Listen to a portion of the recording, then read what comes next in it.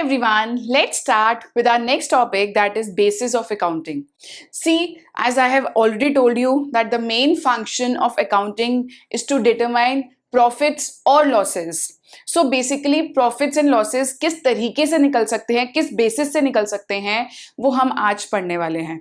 So we have two bases of accounting. Number one is accrual basis, इसको हम mercantile basis भी कहते हैं, and number two is cash basis of accounting. अब in this video we have to study the meaning of both the bases of accounting. So let's start with accrual first. अब accrual and cash basis.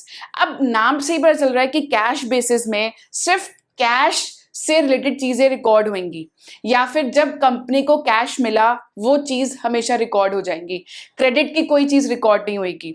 If I talk about accrual basis या mercantile basis, इसमें opposite of cash कि यहाँ पे credit transactions भी record हो जाएंगी. चलो, अब तो ये रही आपकी बुक की लैंग्वेज, जो बुक्स में आपकी लिखा हुआ है कि cash means that it records only cash transactions and here it records cash as well as credit transactions. But उससे पहले, इस स्टेटमेंट को समझने से पहले you need to understand these 4 things. Number 1 is outstanding expenses. अब ये आउटस्टैंडिंग एक्सपेंसेस किसको कहते हैं? आउटस्टैंडिंग एक्सपेंसेस ये वो एक्सपेंसेस होते हैं कंपनी के जो ड्यू हो गए हैं बट कंपनी ने अभी तक इस पर्टिकुलर अकाउंटिंग पीरियड में पे नहीं करे हैं. फॉर एग्जाम्पल, मेरे कुछ कंपनी का, मेरी खुद का एक ऑफिस है, वो मैंने रेंट पे लिया हुआ है और रेंट ड्यू हो चुका है but I haven't paid yet. तो अभी तक मैंने वो रेंट पे नहीं करा और वो ड्यू हो गया, तो that is my outstanding expense. Outstand मतलब आउटस्टैंड पड़ा है कि मैंने अभी तक उसको पे नहीं करा है, ड्यू हो गया है but I haven't paid yet. तो उसकी इंफॉर्मेशन भी हम अकाउंटिंग इंफॉर्मेशन में रिकॉर्ड करते हैं that these are the expenses which are due but not paid by the company yet. So due हो गए हैं बट पेमेंट नहीं हुई है.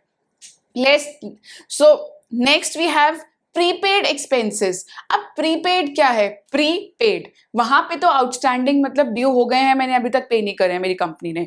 अब नेक्स्ट है प्रीपेड कि मैंने कोई एक्सपेंस ऐसे हैं जो पहले ही पे कर दी हूं. फॉर एग्जांपल, नेक्स्ट ईयर का पूरे 12 महीने का रेंट मैंने इसी साल पे कर दिया. So those are my prepaid expenses. ठीक है.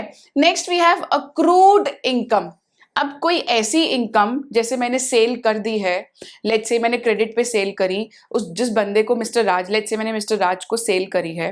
ठीक है. अब मिस्टर राज कह रहा है कि मैं 2 महीने बाद पैसे दे दूंगा. ठीक है. अब 2 महीने बाद मेरे पास पैसे नहीं आए अभी तक, so that income is my accrued कि 2 महीने बाद ड्यू डेट आ गई है 2 महीने के बाद बट अभी तक मुझे पैसा नहीं मिला है. That is my accrued income. Suppose आज की डेट में, लेट्स से अभी अप्रैल का महीना है, मैंने मिस्टर राज को सेल करा कुछ भी अपने बिजनेस का. उसने बोला कि मैं 2 महीने के बाद जून में पेमेंट कर दूंगा. अब जून आ गया, कोई पेमेंट नहीं आई, तो मैं उस इनकम को अक्रूड बोलूंगी. क्यों? क्योंकि ड्यू डेट आ गई बट फिर भी मुझे वो इनकम अर्न करने को नहीं मिली. So next, income received in advance. अब जो इनकम जो मुझे मिलने वाली थी सेलिंग ऑफ कुछ भी, अपना जो प्रोडक्ट, जो मेरा बिजनेस है सेल करने पे, तो वो उसकी इनकम मुझे एडवांस में ही मिल गई. फॉर एग्जांपल, उसकी ड्यू डेट मई में थी. ठीक है. अब मुझे उसने अप्रैल में ही पे कर दिया, तो income received in advance.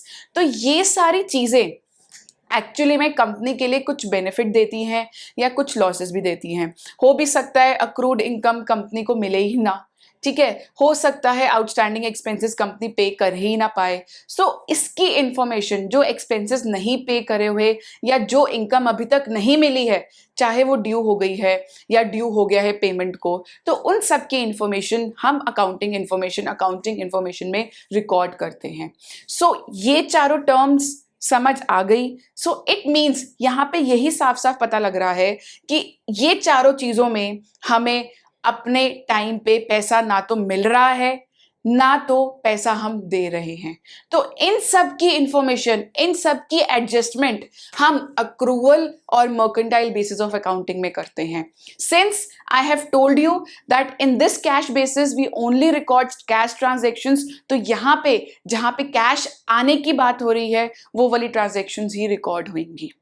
For example, अब मैं अगर आउटस्टैंडिंग एक्सपेंसेस का नाम लेती हूँ, ठीक है। अब क्या हुआ, लेट्स से मैं रेवेन्यू रिकॉग्नाइजेशन का एग्जांपल लेती हूँ। फॉर एग्जांपल मेरा स्टेशनरी की शॉप है और मैंने फेब्रुवरी के मंथ में अपने कुछ रजिस्टर्स और कुछ बुक्स मैंने किसी को क्रेडिट पे दे दिए, ठीक है। अब उसने मुझे बोला कि मैं इसकी पेमेंट 3 महीने के बाद करूंगा, ठीक है। अब मैं एज पर मर्केंटाइल और अक्रूवल बेसिस ऑफ अकाउंटिंग मैं फेब्रुवरी में ही वो वाली ट्रांजैक्शंस रिकॉर्ड कर लूंगी, मैं 3 महीने का नहीं वेट करूंगी। So this is what mercantile and cash basis of accounting says. और अगर मैं कैश ट्रांजैक्शंस की बात करूं तो यहां पे अगर मुझे फेब्रुवरी के मंथ में ही पैसा मिल रहा है तो ही मैं फेब्रुवरी मंथ की रिकॉर्ड करूंगी, नहीं तो मैं नहीं रिकॉर्ड करूंगी। फेब्रुवरी मंथ में पैसा आएगा तो I will record as per cash basis of accounting. अगर 3 महीने बाद आ रहा है तो मैं फेब्रुवरी पे नहीं रिकॉर्ड करूंगी as per this cash basis of accounting. Why? Because it only records cash transactions, जब कैश मुझे मिल रहा है या फिर पे कर रही हूं। अब यहां पे मेरा रेंट ड्यू था, मैंने पे नहीं करा, तो ये वाली ट्रांजैक्शन यहाँ पे नहीं आएगी, ये वाली ट्रांजैक्शन मैं यहाँ रिकॉर्ड करूंगी। मैंने पहले ही पेमेंट पे कर दिया, ड्यू तो हुआ ही नहीं, तो ये इसकी एडजस्टमेंट भी मैं यहाँ करूंगी, यहाँ पे नहीं करूंगी। देन अक्रूड इनकम, ड्यू हो चुकी है बट अभी तक मिली ही नहीं है, अर्न कर चुकी हूँ बट मिली ही नहीं है मुझे, किस पेमेंट करी ही नहीं है, तो ये इसकी भी एडजस्टमेंट मैं इसमें करूंगी, इसमें नहीं करूंगी। और income received in advance, advance में रिसीव हुई है, इसकी भी एडजस्टमेंट इसमें होगी बट इसमें नहीं होगी। So in short, in this cash basis of accounting we cannot ascertain correct profit and loss account, current profit and loss I would say। इसमें हम correct profit and loss ascertain कर सकते हैं because we record both the transaction, credit transactions also, credit transactions का मतलब होता है उधार की transactions and cash transactions, and it does not require technical knowledge। क्यों? जहां जहां पे कैश मिल रहा है वो ट्रांजेक्शन्स रिकॉर्ड होगी इस बेसिस ऑफ अकाउंटिंग में, बट टेक्निकल स्किल तो इसमें चाहिए ना, हमने ये 4 नई चीजें सीखी हैं इसकी वजह से, तो टेक्निकल नॉलेज हमें अक्रूवल और मर्केंटाइल बेसिस ऑफ अकाउंटिंग में चाहिए ही चाहिए। Next, it is not accepted by many businesses, not reliable also, and it is helpful for only non-profit organizations, जो NGOs होते हैं, जो गवर्नमेंट ने चैरिटी के बेसिस पे खोले होते हैं, नॉन प्रॉफिट ऑर्गेनाइजेशंस, जो प्रॉफिट अर्न करने के लिए नहीं होते हैं ऑर्गेनाइजेशंस, चैरिटेबल लोगों की हेल्प करने के लिए जो ऑर्गेनाइजेशंस बने होते हैं। सो बेसिकली वहां पे ये कैश बेसिस ऑफ अकाउंटिंग ज्यादा काम आता है। So in many businesses, in short or long businesses, many businesses prefer this basis of accounting because it gives a reliable information and it is accepted everywhere।